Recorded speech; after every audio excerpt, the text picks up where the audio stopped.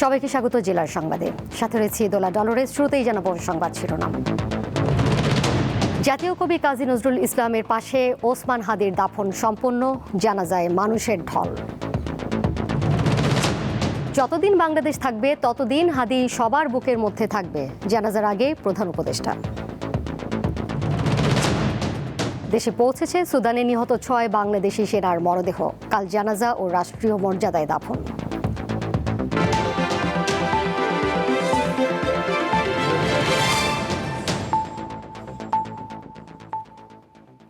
ঢাকা বিশ্ববিদ্যালয় এলাকায় জাতীয় কবি কাজী নজরুল ইসলামের সমাধির পাশেই চিরনিদ্রায় শায়িত হলেন প্রয়াত জুলাই যোদ্ধা শরীফ ওসমান হাদি। এ সময় হাজারো মানুষের ঢল নামে ঢাকা বিশ্ববিদ্যালয় এলাকায়। হাদির দাফনের সময় পুরো এলাকায় শোক নেমে আসে। হাদির সহযোদ্ধা সহ সকল শ্রেণী পেশার মানুষ অংশ নেন দাফন কার্যক্রমে। শুক্রবার রাতে অনুষ্ঠিত ঢাকা বিশ্ববিদ্যালয়ের জরুরি সিন্ডিকেট সভায় হাদির দাফন জাতীয় কবির পাশে দেওয়ার সিদ্ধান্ত হয়। দাফন ও জানাজার আগে সকালে শহীদ সোহরাওয়ার্দী মেডিকেল কলেজ হাসপাতালে হাদির মরদেহের ময়নাতদন্ত সম্পন্ন হয়। এই জন্য কড়া নিরাপত্তার মধ্য দিয়ে সকাল 10:15টার দিকে জাতীয় হৃদরোগ ইনস্টিটিউটের হিমঘর থেকে সোহরাওয়ার্দী মেডিকেলে নিয়ে যাওয়া হয় তার মরদেহ।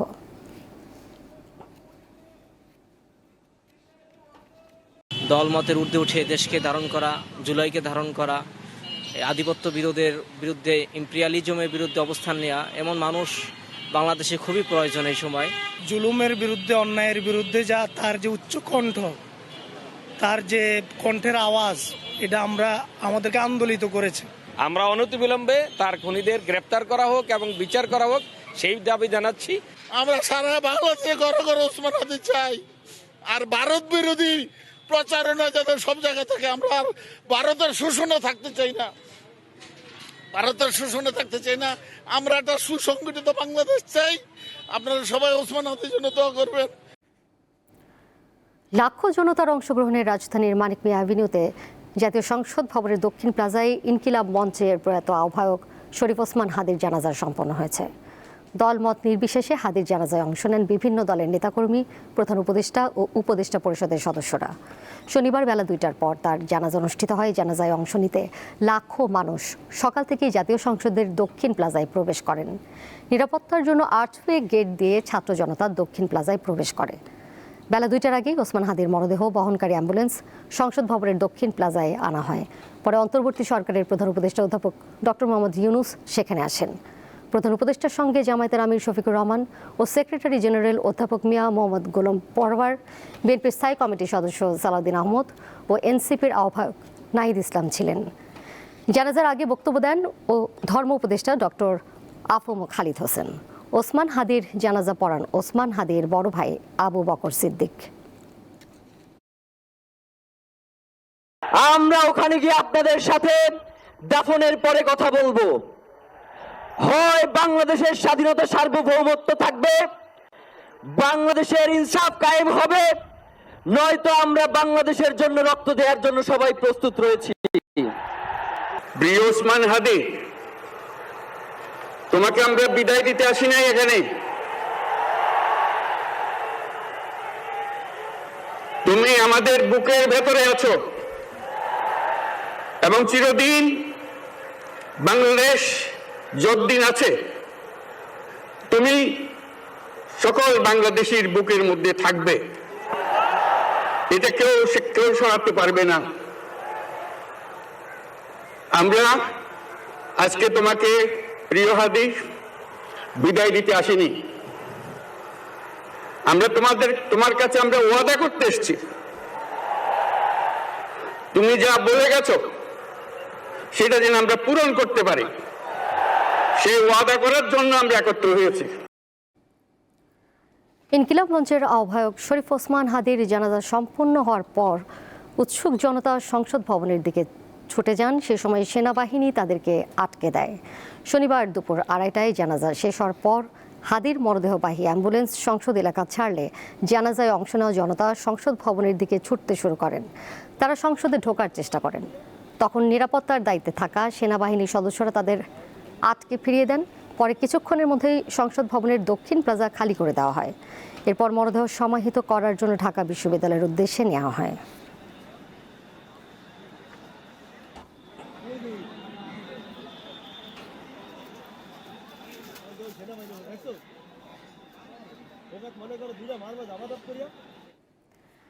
এদিকে রাজধানীর শাহবাগে চলছে ইনকিলাব মঞ্চের উদ্যোগে সংহতি সমাবেশ। হাদি হত্যার বিচারের দাবিতে এই আয়োজন করা হয়েছে। সেখানে এই মুহূর্তে রয়েছেন সহকর্মী মেহেদী হাসান, তিনি সরাসরি যুক্ত হচ্ছেন আমাদের সাথে। মেহেদী, সংহতি সমাবেশ ঠিক কোন পর্যায়ে রয়েছে, কারা কারা বক্তব্য রেখেছেন, সেখান থেকে কি কি দাবি জানানো হচ্ছে?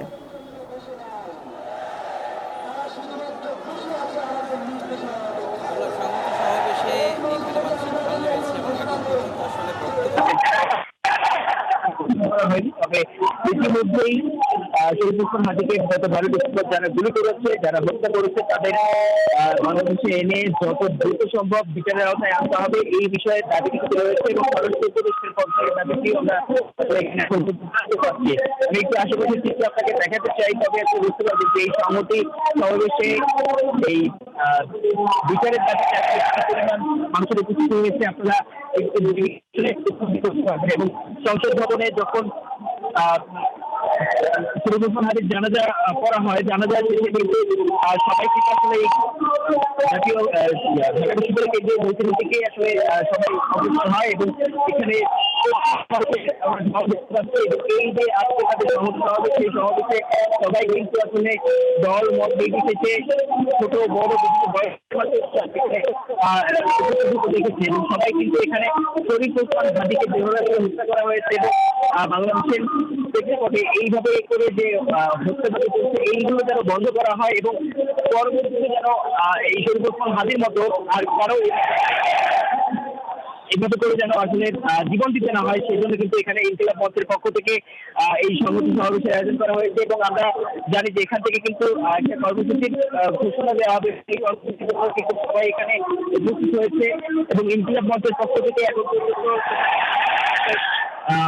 ভূমিকাগুলো ছিল এই জুলাই আন্দোলন থেকে শুরু করে এখন পর্যন্ত সে যে ভারত বিরোধী এবং সরকারের বিরোধিতা করে যে বক্তব্যগুলো দিয়েছেন, যে কার্যক্রমগুলো পরিচালনা করেছেন, প্রত্যেকটি জিনিস কিন্তু এখানে আসলে তাকে স্মরণ করা হচ্ছে এবং জাতির উদ্দেশ্যে আসলে বলা হচ্ছে যে এই শরীফুল হাদি যে কারণে আসলে তার জীবনটি দিয়েছে, সেটি যেন আসলে বাংলাদেশের মানুষ ঐক্যবদ্ধভাবে এই দেশকে এবং রাষ্ট্রকে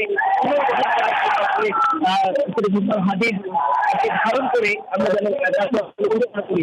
এমনকি আসলে ইনকিলাব মঞ্চ থেকে তারা আসলে বক্তব্য রাখছে এবং এখন পর্যন্ত এখানে ইনকিলাব মঞ্চ ছাড়া অন্য কোনো রাজনৈতিক দল নেতা কিন্তু আমরা বক্তব্য এখন পর্যন্ত দেয়নি এবং কর্মসূচি কিছুক্ষণ পরে হয়তো এখানে ঘোষণা করা হবে। বন্ধুরা জানেন, গত 12 ডিসেম্বর পল্টন এলাকার কালভার্টের আশেপাশে শরীফুল হাদিকে কিন্তু জ্বলন্ত রিকশায় গুলি করে আসলে দুজন পাঠিয়ে যায়।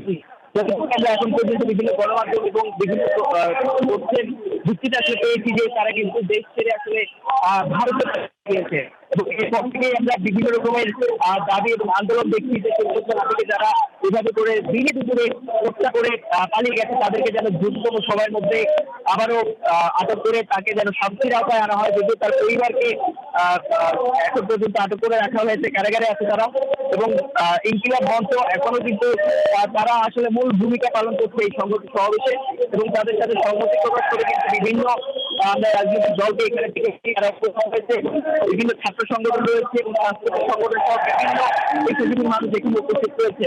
তোমরা দেখতেই পাচ্ছেন পুরো শাহবাগ চত্বর মানুষের দল নেমেছে এবং সবাই কিন্তু শরীফুল হাদির যে হত্যাকাণ্ডের বিচারের দাবিতে এখানে উপস্থিত হয়েছে এবং সরাসরি কিন্তু তারা বক্তব্যের মাধ্যমে এটিও পরিষ্কার করেছে যে শরীফুল হাদির হত্যাকারী নয়, যারা যে উপদেষ্টারা এখানে এই আইন শৃঙ্খলা বাহিনীর সাথে আসলে জড়িত রয়েছে, স্বরাষ্ট্র উপদেষ্টা, তারপরে হচ্ছে আইন উপদেষ্টা, তাদেরকে কিন্তু আসলে পদত্যাগের জন্য তারা গত পরশুদিন থেকে কিন্তু জোর দাবি তুলে আসছে এবং আজকেও কিন্তু আমরা দেখেছি সরাসরি কিন্তু স্বরাষ্ট্র উপদেষ্টা আইন উপদেষ্টাকে লক্ষ্য করে তারা বলছেন যে যেহেতু আইন নিচে নেমে গেছে এবং তারা এতদিন ধরে ক্ষমতায় থাকার পরও আইন শৃঙ্খলার পরিস্থিতি আসলে নিয়ন্ত্রণে আনতে পারছে না বা উন্নত করতে পারছে না, তাদেরকে পদত্যাগ করার জন্য আসলে বলা হচ্ছে এবং বিভিন্নভাবে কিন্তু তাদের এই দুই উপদেষ্টার যে কার্যকলাপ এগুলো কিন্তু তুলে ধরা হচ্ছে।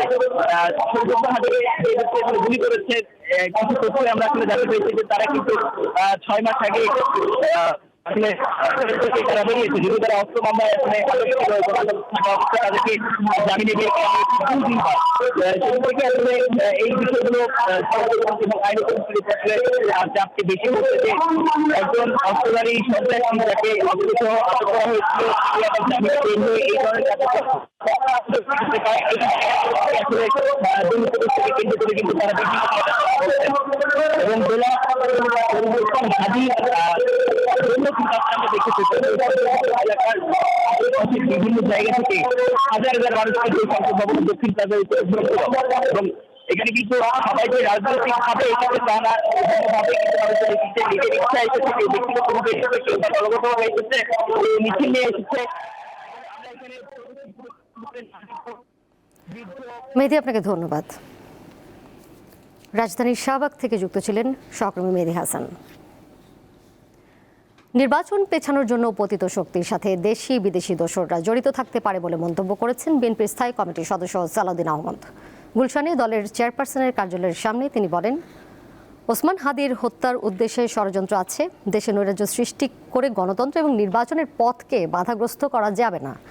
25 ডিসেম্বর তারেক রহমানের সমাবেশের মাধ্যমে বার্তা দেয়া হবে যে কোনো ষড়যন্ত্র আর দানা বাঁধতে পারবে না, এমন দাবি করেন সালাউদ্দিন আহমদ। এছাড়া দলের বাকি মনোনয়নের বিষয়ে দ্রুতই সিদ্ধান্ত জানানো হবে বলেও জানান বিএনপির এই নেতা।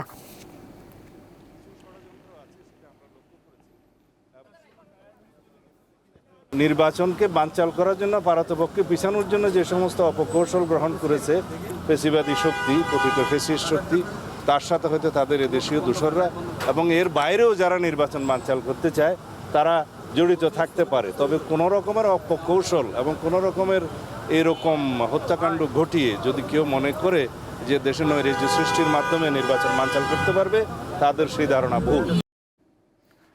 মহান মুক্তিযুদ্ধের ডেপুটি চিফ অব স্টাফ, সাবেক বিমান বাহিনী প্রধান এয়ার ভাইস মার্শাল বীর উত্তম একে খন্দকার মারা গেছেন। শনিবার সকাল 10:35 বার্ধক্যজনিত কারণে মৃত্যুবরণ করেন তিনি। আইএসপিআর জানিয়েছে একে খন্দকারের বয়স হয়েছিল 96 বছর। তিনি 1971 সালের মুক্তিযুদ্ধে ডেপুটি চিফ অব স্টাফ হিসেবে গুরুত্বপূর্ণ ভূমিকা পালন করেন। যুদ্ধ পরবর্তী বিমান বাহিনী পুনর্গঠন করেন এবং বীর উত্তম খেতাব লাভ করেন। তার নামে ঢাকার কুর্মিটোলা বিমান ঘাঁটির নামকরণ করা হয়েছে। একে খন্দকারের মৃত্যুতে গভীর শোক ও দুঃখ প্রকাশ করেছেন অন্তর্বর্তীকালীন সরকারের প্রধান উপদেষ্টা ডক্টর মোহাম্মদ ইউনূস। তিনি বলেন, একে খন্দকার ছিলেন বাংলাদেশের স্বাধীনতা সংগ্রামের এক অবিস্মরণীয় সৈনিক।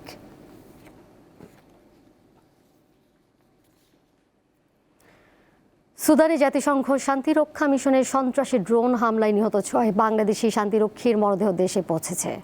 বেলা 11:15টার দিকে ঢাকার হজরত শাহজালাল আন্তর্জাতিক বিমানবন্দরে মরদেহ বহনকারী উড়োজাহাজটি অবতরণ করে। গত 13 ডিসেম্বর সুদানের আবে এলাকার কাদগলি লজিস্টিক্স বেসে এই হামলার ঘটনা ঘটে। এতে ঘটনাস্থলেই 6 জন বাংলাদেশি শান্তিরক্ষী প্রাণ হারান। তারা হলেন কর্পোরাল মাসুদ রানা, সৈনিক শামীম রেজা, মমিনুল ইসলাম, শান্ত মণ্ডল, মেস ওয়েটার জাহাঙ্গীর আলম এবং লন্ড্রি কর্মচারী সবুজ মিয়া। হামলায় 8 জন বাংলাদেশি শান্তিরক্ষী আহত হন।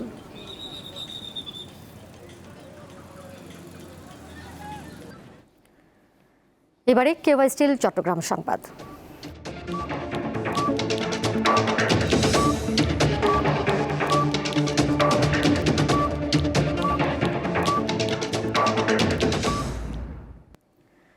চট্টগ্রামে খালের দুই পাশে অবৈধভাবে যেসব বাসাবাড়ি স্থাপনা গড়ে উঠছে সেগুলো অভিযান চালিয়ে উচ্ছেদ করা হবে বলে জানিয়েছেন Chattogram city corporation mayor doctor Shahadat Hossain.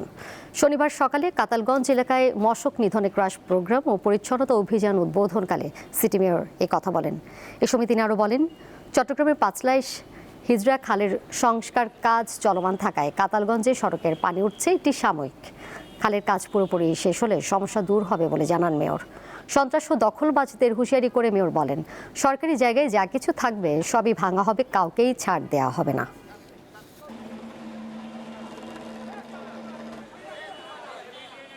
Kushtia সদর উপজেলা নির্বাচন অফিসের স্টোর রুমে আগুন দিয়েছে দুর্বৃত্তরা। এতে ভবনের নিচতলার স্টোর রুমে সংরক্ষিত গুরুত্বপূর্ণ নথিপত্র পড়ে গেছে। শনিবার সকালে এই ঘটনা ঘটে। ছুটির দিন থাকায় অফিসের কর্মকর্তা কর্মচারীরা বিষয়টি তাৎক্ষণিকভাবে জানতে পারেননি। ধোঁয়া বের হতে দেখে স্থানীয়রা নির্বাচন অফিসের কর্মকর্তাদের জানায়। পরে স্থানীয়দের সহায়তায় আগুন নিয়ন্ত্রণে আনা হয়। সিনিয়র জেলা নির্বাচন অফিসার মাহবুবুর রহমান জানান, আগুনে কিছু নথিপত্র ক্ষতিগ্রস্ত হলেও বড় ধরনের ক্ষয়ক্ষতি হয়নি।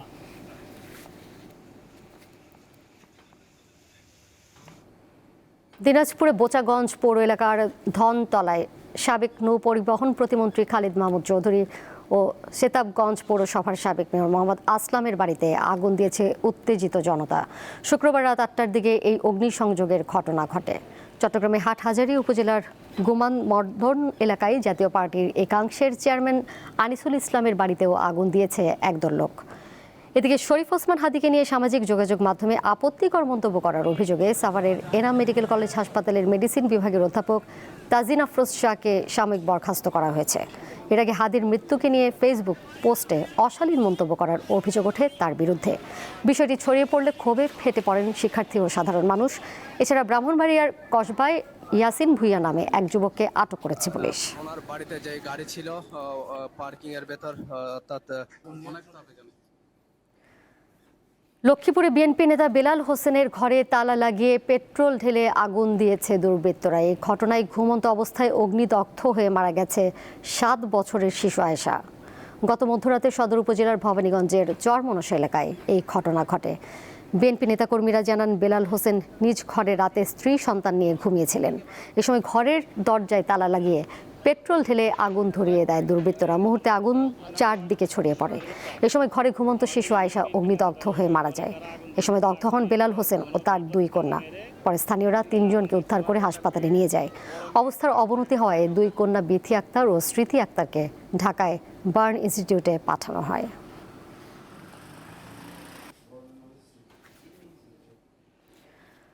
পরকীয়ার জেরে নারায়ণগঞ্জের 2500-এ আব্রাহাম হত্যাকাণ্ডে জড়িত আসামি রুহুল আমিনকে গ্রেপ্তার করেছে police bureau of investigation PBI.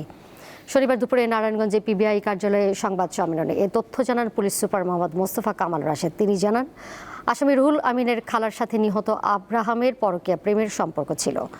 বিষয়টি পারিবারিকভাবে জানাজানি হলে নিহত আব্রাহাম তার খালাকে ব্ল্যাকমেইল করতে শুরু করে। পরে রুহুল ও তার খালার পরিকল্পনায় তাকে 2500-এর শ্রীনিবাসদি গ্রামের বালুর মাঠে নিয়ে হত্যা করে। পরে পরিচয় গোপন রাখার জন্য শরীর থেকে মাথা বিচ্ছিন্ন করে হত্যাকারীরা।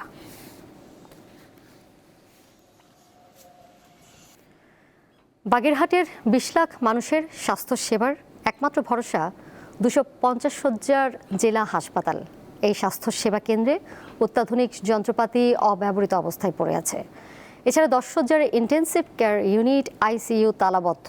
এইসব কারণে সেবার পরিবর্তে হাসপাতালে এসে উল্টো ভোগান্তিতে পড়তে হচ্ছে বাগেরহাটবাসীকে। জেলা হাসপাতালের প্যাথোলজি বিভাগের এক কোণে জমেছে ধুলা। মূল্যবান মেশিন পড়ে থাকায় জমেছে এ ধুলা।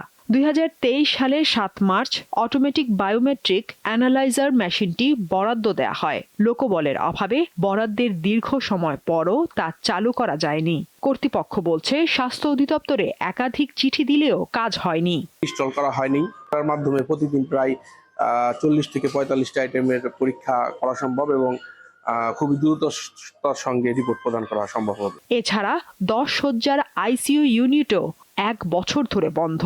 অবহেলায় পড়ে থেকে নষ্ট হচ্ছে যন্ত্রপাতি। জানা গেছে, প্রয়োজনীয় চিকিৎসক, নার্স ও কর্মচারীর অভাবে চালু হচ্ছে না আইসিইউ ইউনিটটি। আইসিইউ বেড আছে, সিরিঞ্জ পাম্প আছে, কার্ডিয়াক ভেন্টিলেটর মেশিন আছে। আমাদের এখানে নেই শুধু জনবলের অভাবে আমরা সেবা দিতে পারছি না কাঙ্ক্ষিত রোগীগুলোকে। যে রোগীগুলো মূর্ষ রোগীগুলো এখানে আসে আমাদের খুলনাতে রেফার করতে হয়। এসব সমস্যার ভুক্তভোগী রোগীরা বেশিরভাগ রোগীকে যেতে হচ্ছে ঢাকা সহ অন্য হাসপাতালে। যে মূর্ষ রোগীরা আসে, সে মূর্ষ রোগী রেফার করা যায় খুলনা এবং ঢাকা, পথে মানুষ মারা যাচ্ছে। দীর্ঘ 1 বছর যাবত এখানে আইসিইউ সেবা থেকে এখানের রোগীরা বঞ্চিত। ব্যবস্থাপনার এই সংকট দূর করে লোকবল বাড়িয়ে হাসপাতালের হাজারো মানুষের জনদুর্ভোগ লাঘবের জোর দাবি জানাচ্ছি। যে বর্তমান সরকার এই বাগেরহাটের সাধারণ মানুষের, গরিব মানুষের যাতে সুচিকিৎসার ব্যবস্থা হয়, অনতিবিলম্বে এই সুচিকিৎসার ব্যবস্থা করবে। সমস্যা সমাধানে কর্তৃপক্ষকে অবহিত করার কথা জানান হাসপাতালের তত্ত্বাবধায়ক। আরেকটা বায়োকেমিস্ট্রি অ্যানালাইজার মেশিন বাক্সবন্দি আছে প্রায় 2.5 বছর ধরে। যে প্রতিষ্ঠানটা দিয়েছে তাদেরকে বারবার আমরা চিঠি দিয়েছি এটাকে ইনস্টল করার জন্য, তাহলে যদি তারা করে। হাসপাতালটির 59টি পদের বিপরীতে রয়েছে মাত্র 26 জন চিকিৎসক। এছাড়া বিভিন্ন পদেও জনবল সংকট রয়েছে।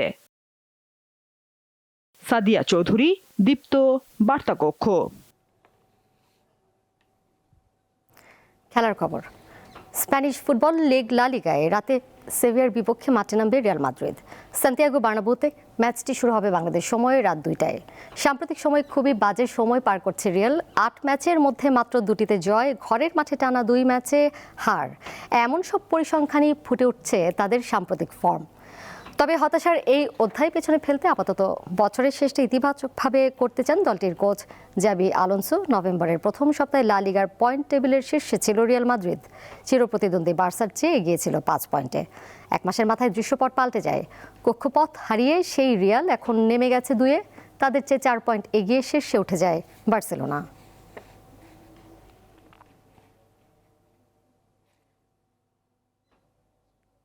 সংবাদ শেষ করব, যাবার আগে শিরোনামগুলো জেনে দেব আরও একবার। জাতীয় কবি কাজী নজরুল ইসলামের পাশে ওসমান হাদির দাফন সম্পন্ন, জানাজায় মানুষের ঢল। যতদিন বাংলাদেশ থাকবে ততদিন হাদি সবার বুকের মধ্যে থাকবে, জানাজার আগে প্রধান উপদেষ্টা। দেশে পৌঁছেছে সুদানে নিহত 6 বাংলাদেশি সেনার মরদেহ, কাল জানাজা ও রাষ্ট্রীয় মর্যাদায় দাফন। এই ছিল এখনকার মতো। পরের সংবাদ দেখবেন সন্ধ্যা 6টা 40 এছাড়াও আরও তথ্য এবং বিনোদনের নানা খবর জানতে যুক্ত থাকুন দীপ্ত ডিজিটাল প্ল্যাটফর্মে। ধন্যবাদ সবাইকে।